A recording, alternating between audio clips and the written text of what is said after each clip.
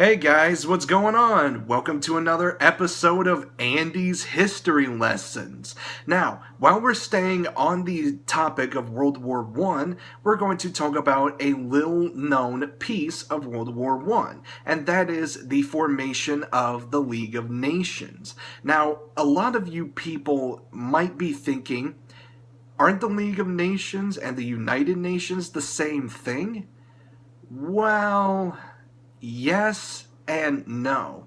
Yes, there are some similarities between the League of Nations and the United Nations, but there's still some differences between the two.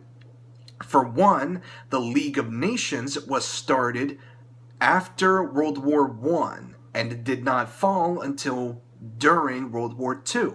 The United Nations was formed during the Cold War from 1945 to 1990. Perhaps I'll talk about the Cold War in another video. But right now, let's stay focused on the League of Nations.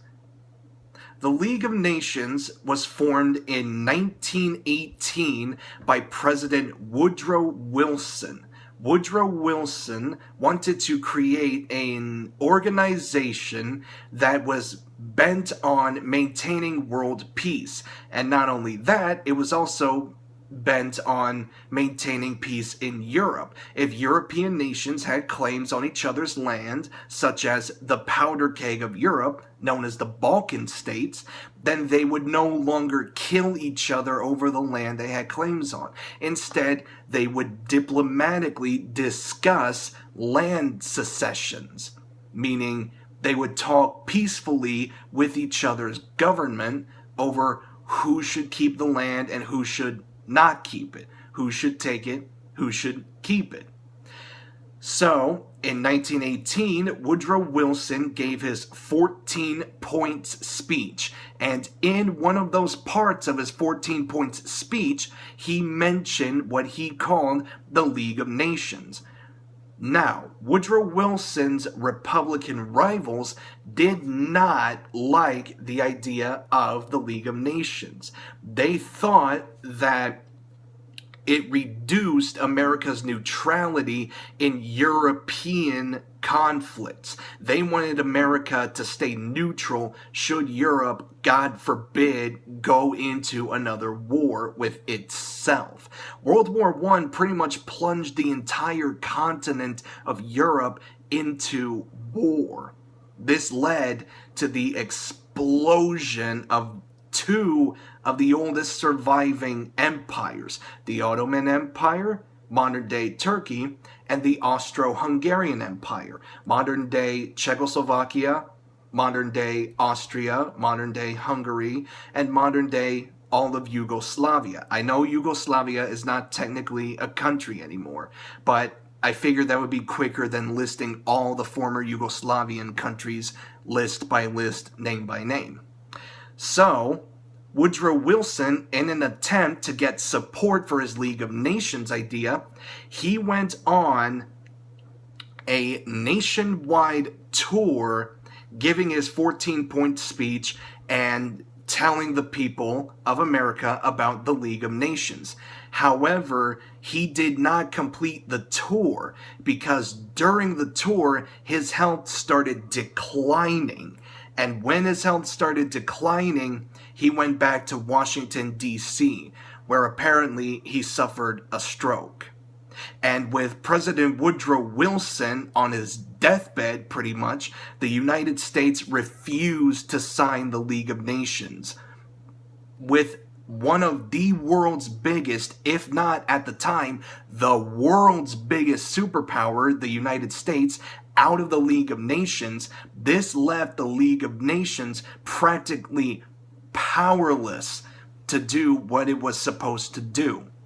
Now, in 1919, 1 year later after its formation, the League of Nations decided that Geneva, Switzerland, the exact same city that today's United Nations members meet to negotiate peace deals, land secession treaties, you name it, they still meet in Geneva, Switzerland today. So there's one similarity between the League of Nations and the United Nations. However, from the 1920s to the 1930s, the League of Nations barely succeeded because it was too politically weak to hold up to its promises, which were left empty. It did succeed, however, in a peace negotiation between Bulgaria and Greece over a little proxy war, a little skirmish that started between the two countries. Bulgaria apologized to Greece for starting the war, and they also asked the League of Nations for help, but the League barely helped at all. The League of Nations couldn't even guarantee the independence of nations in the world, not even the nation of Ethiopia during the Italo-Ethiopian War from 1932 to 1936. Maybe I'll maybe I'll do a video on that in the coming days.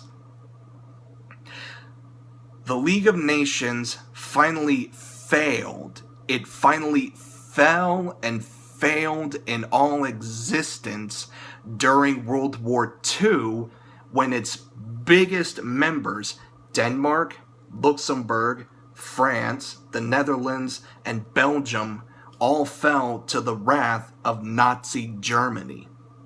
That is when the League of Nations failed. That is when it fell. But by 1945, with the defeat of Nazi Germany and the separation of Germany between Democratic West Germany and the Deutsche Demokratische Volksrepublik, the German Democratic People's Republic, the United Nations was formed. And here's another similarity between the League of Nations and the United Nations. Both organizations had an anti-nuclear weapons policy.